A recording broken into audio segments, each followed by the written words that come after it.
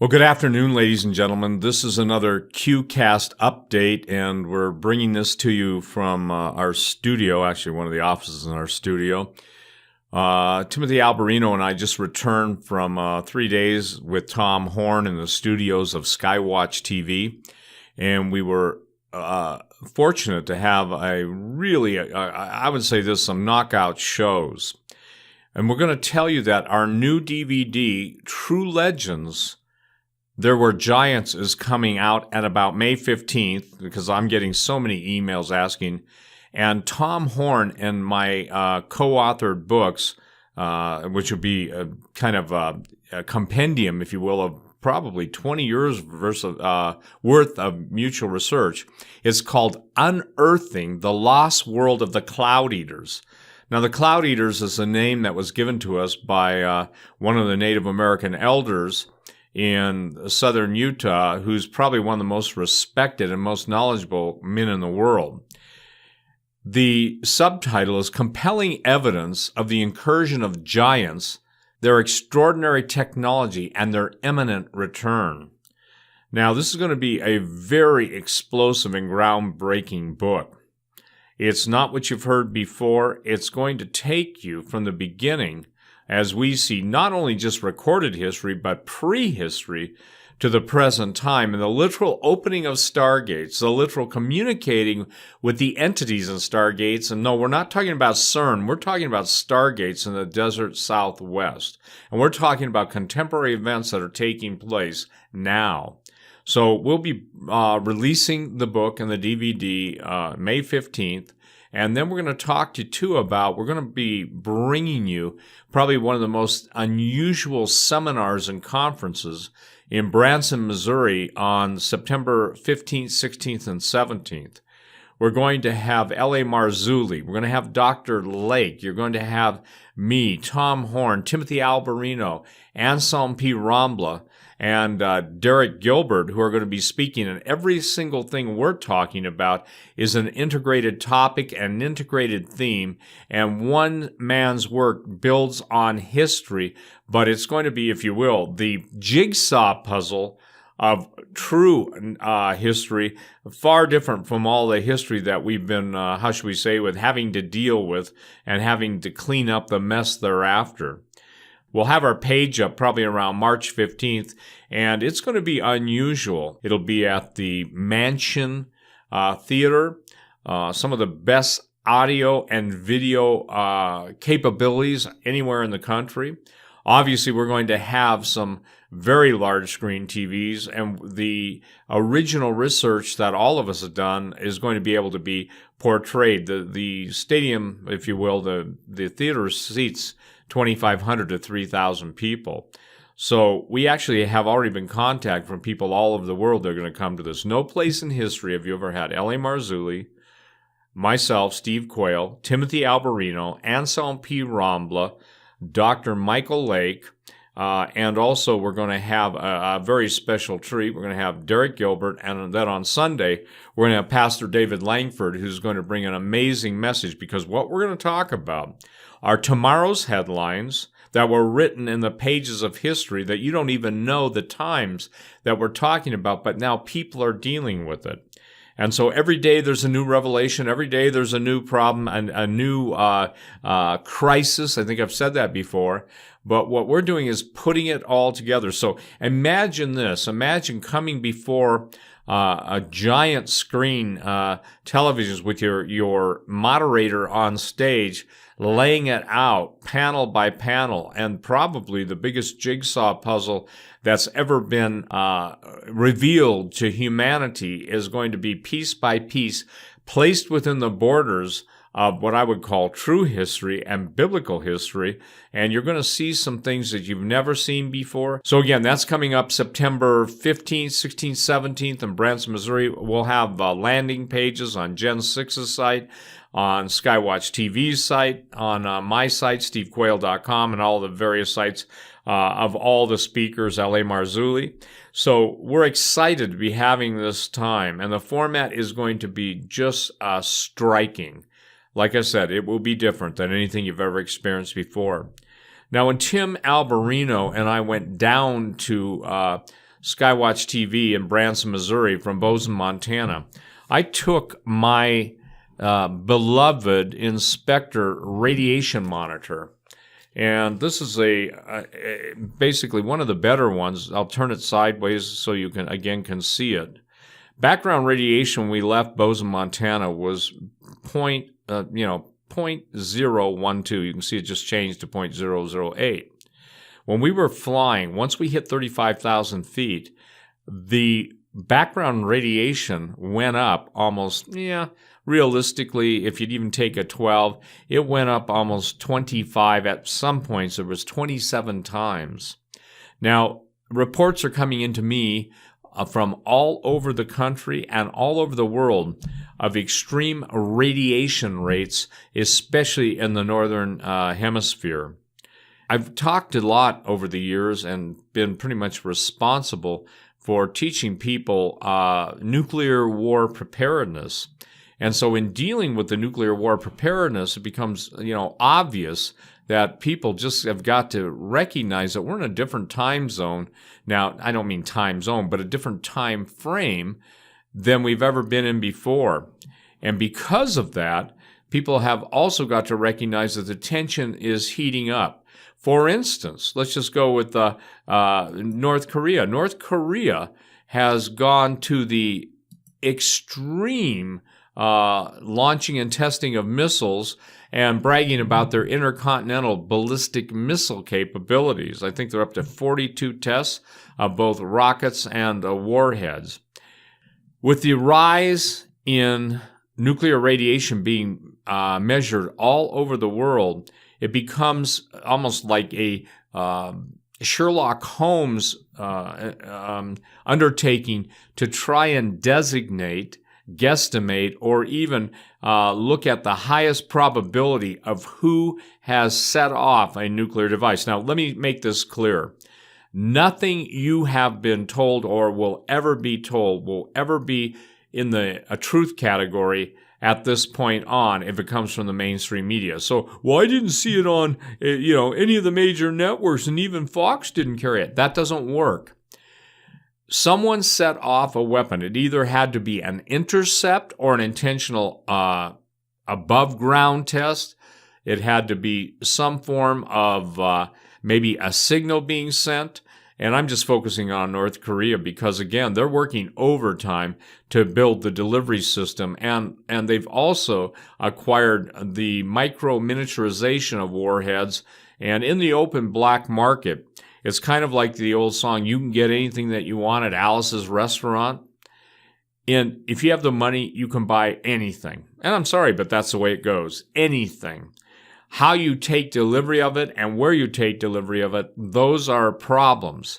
And obviously, when you're dealing with clandestine nuclear weapons or fissile materials, or you're dealing with this group of terrorists versus that group of terrorists, one group of terrorists has part A, the other group of terrorists has part B, and the release of the different triggers and the different technology to detonate those, it's way beyond a dirty bomb. A dirty bomb just means a conventional explosive that has radioactive material that disseminates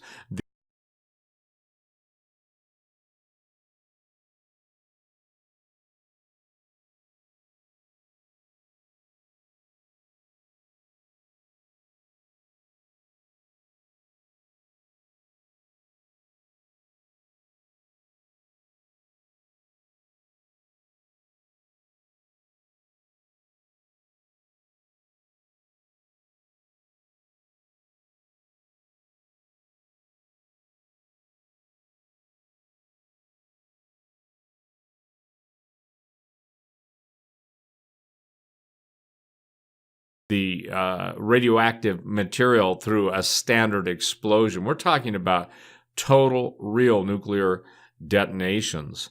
So what is fascinating to me is the fact that we're seeing this radiation. Now, we were gone for 3 days, and when we flew back, there was no change in the count. Radiation is measured in millisieverts.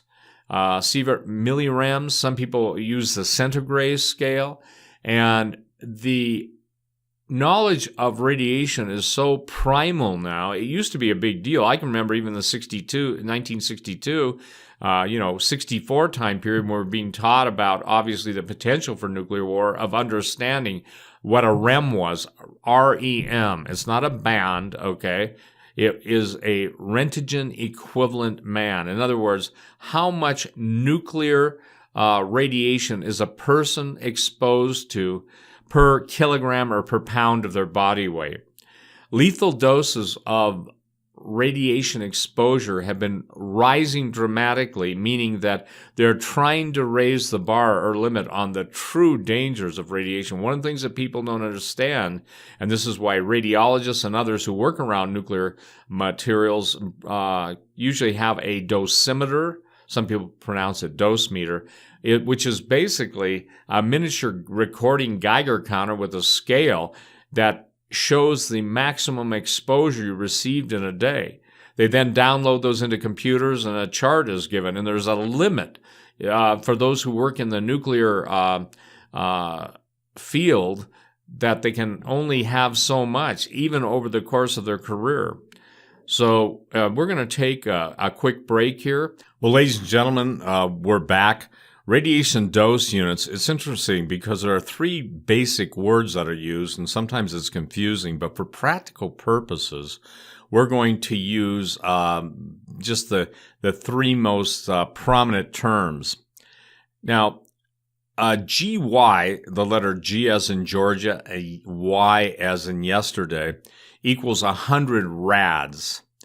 A milligray is 100 millirads. In other words, rads, sieverts, rem. It all means the same thing.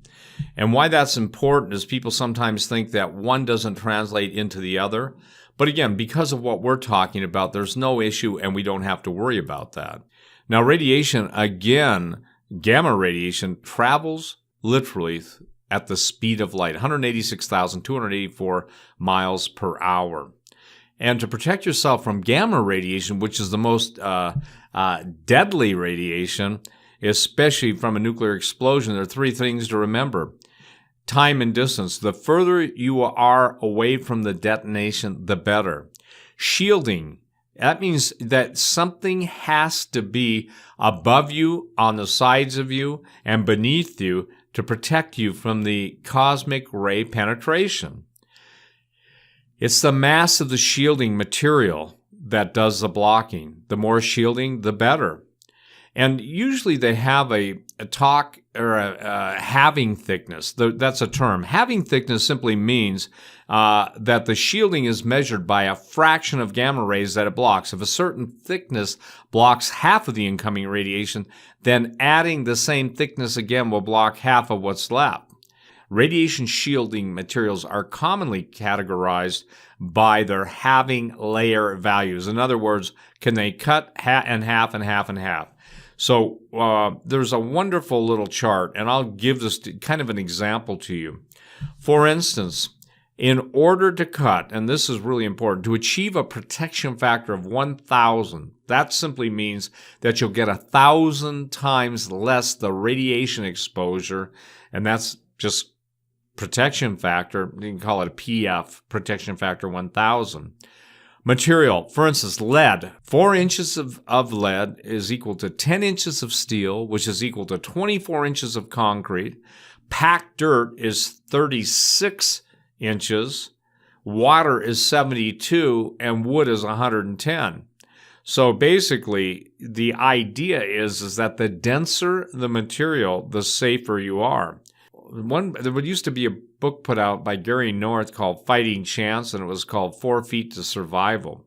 You can go on the internet and download for free Crescent Kearney, I believe it's Kerny, obviously Kearney's, apostrophe S, Nuclear War Survival Skills. It is free. Everything is a expedient fallout shelter. Everything tells you how to make an air pump. All this stuff is very, very inexpensive. And so I would encourage everybody to start thinking along this realm because things are escalating. Now, again, Radiation is cumulative. I doubt anybody's going to carry this story. I've gotten emails from Norway. I've gotten emails from different parts of the United States. I've gotten emails from northern Canada.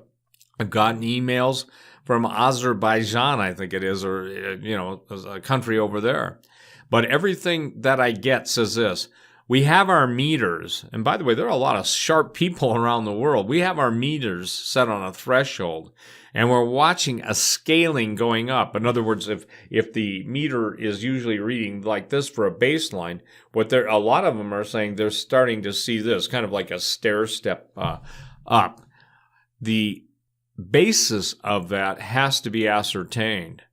Now, we know that the Russians have a major presence, obviously, in the Arctic. And if you don't understand the Russian Arctic presence, I mean, my guess when it's quick and dirty is it's at least 1,000 to 10,000 times higher than the presence of the United States, just by men, materials, bases, the amount of nuclear submarines they have there, the amount of even landing places for their aircraft. And remember this, that the idea was, and there's actually an internet story, probably 4 years old, about using weather modification to change the temperature. I'm talking about electromagnetic warfare being used to melt the polar ice caps, plural. Right now they're focusing on the Arctic. By raising the temperature in the Arctic, in the North Pole area, it makes everything a whole lot easier, whether you're extracting minerals, natural gas, or oil. It's basically what we're watching now all over the world. There's a rush for resources. There's a rush for natural resources. So I want to get back to who are the three main possibilities, maybe four, but the three most prominent nuclear powers in the world right now are the United States, Russia, and China, not in that order. Then followed by Pakistan, and believe it or not, Pakistan, India, North Korea, not in any specific order, but Pakistan, the black market for nuclear weapons, and when he was in the head of Pakistan's nuclear agency, Dr. Khan, Khan, that was in the days when, seriously, if you had the money, you could buy nuclear technology. If you had $1 million, you could buy nuclear technology. I actually talked to one of those guys, he's dead now, just to see what the going market was. So, that would have been 17 years ago. So, ladies and gentlemen, we're talking about the idea that we have had a major explosion, a nuclear explosion, with pretty much major indication by the count per minute of radioactive particles. It really behooves you to keep your eyes open. You can go and watch on the internet, the United States nuclear readings. You can go on different websites and, just type it in whatever search engine you're using.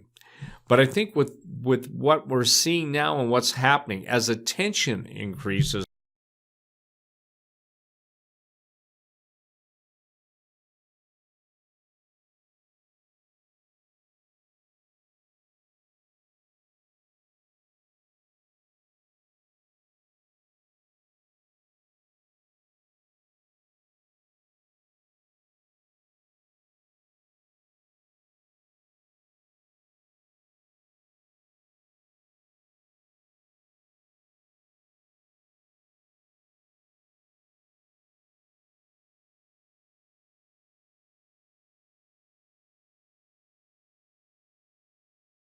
we're going to see more and more people starting to get the feeling, and it is a genuine feeling, that things are just getting more and more dangerous and more, not just explosive, sorry for the word, but more tenuous, more perilous. And it's kind of like you see 10 fingers on a cliff, and when one hand goes, the guy might swing in the direction of the hand that's dropped, like a mountain climber, okay? But you're watching finger by finger by finger by finger. I'm making sure I use the right order of these fingers, by the pinky there, here, and now we're holding on, let's say with our index finger, of one of our arms. That's how perilous this is going to get.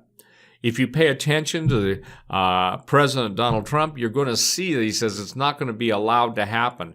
With the amount of news stories being released on the worldwide press about North Korea and their amount of testing, at this point, I would say that it appears that even North Korea might have tested out a low-yield nuke in the upper atmosphere just to make sure everything was working. If that's the case, then things have gone into the needle is not only into the red, it's not only pegged at the red, the whole bloody face of the meter is red now. So, pay attention, get prepared. The first thing you need to do is to go on the internet, do a search for Nuclear War Survival Skills by Crescent Kearney. It is free. It is downloadable in a PDF, and I recommend you download it. Second thing you got to understand is food first. Third thing you've got to understand is that you've got to notice and identify the target areas, the main target areas that are closest to you, i.e. the obvious ones: power plants, nuclear reactors, military bases, scientific centers, areas where railroad centers, shipyards, naval shipyards, all those things. That's what the primary targets are going to be. If you remember, 2 weeks ago, one of the Russian ships, one of the spy ships, was seen off the East Coast. But what they didn't tell you is how many Chinese subs were off the West Coast. They didn't tell you what was in the Gulf of Mexico. And it only portends or only telegraphs that the time that we're dealing with right now becomes more and more perilous. Again, the next update, I hope to have a pretty interesting update on thermal vision, night vision, and I'll have a special guest on. We're going to try and do a two-way on this between he and I, so you can see us both on the screen and stuff we hold up. It's not show and tell. But again, it doesn't do any good to think that, you even understand. Now, those of you in the military and veterans will. But if you do not understand the technological superiority of, even special operations, and know the bad guys buy all this stuff on the black market, you're going to find out probably that you may want to sell some of the safe queens. A safe queen is a firearm that will only be taken out, when you either got to use it or, it's going to be taken from you. But you can only shoot so many rifles. You can only shoot so many pistols. But if you can't see in the dark, you're toast.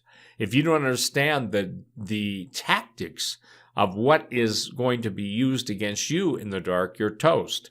Toast is a nice way of saying that your goose is not only cooked, but it's being served up on a silver platter. Unfortunately, they're, cooking the goose in your house, which is you, and using all your stuff to serve it up. Maybe even more prophetic than I think. So, ladies and gentlemen, thank you for tuning in today, and I'm going to encourage you all to pay very specific attention to the alerts I'm going to be posting on my website concerning the different radiation. Those of you in the United States or in Europe or in Asia that are monitoring radiation in your area, when you see a spike anomaly, please email me, steve777@stevequayle.com. Good afternoon. God bless each and every one of you. And remember this, the ultimate survival item is your brain. The ultimate survival information is that which you know, appropriate, and practice. And then you want to be as far away from the event as you can. Now, here, let me make it one more time, even very simple. A lot of people have life insurance. They got every kind of insurance you can buy. You can buy health insurance, have to have it. You can buy house insurance. You can buy flood insurance. You can buy natural disaster insurance. You can buy business interruption insurance. You can buy life casualty. You can insure your artifacts or your strange things that are worth more money than you even probably know. But that's insurance. Something has to happen for you to collect on that policy. On the other hand, survival, and I think I defined this, 35 years ago, life assurance. It's your LAP. It's your life assurance policy. What's a water filter worth to someone that can't drink water because it's so polluted, but if you had a water filter, you could provide water? What's food worth? What's a can of tuna? What's a can of salmon pre-Fukushima? What is a 50-pound bag of rice? And so, ladies and gentlemen, again, prepare. I want to just go on record because I'm getting emails today, which is Saturday, the 25th of February. Do not buy silver or gold if you're buying under $1,000 worth, unless you're buying, over a cumulative time you can afford it. You must acquire your food now. It isn't quantum physics or even advanced chemistry to let you know that things are happening that are going to affect the calorie count and the purity of the food that you're going to be able to even acquire if and when you can acquire it. No one would have thought Venezuela would be in the state it's in or in the condition it's in. No one ever thinks, most people don't think, actually I'd say the majority don't think, until it comes time to act. And when they have to, quote, act, they could have acted ahead of time, but then they can only react, and reacting to empty shells doesn't get you anyplace. Well, again, this has been a QCast podcast, whatever I want to call it. I guess it's my cast. I can call it whatever. And the idea is that the information is very important to you, and please take advantage of it and avail yourself of it.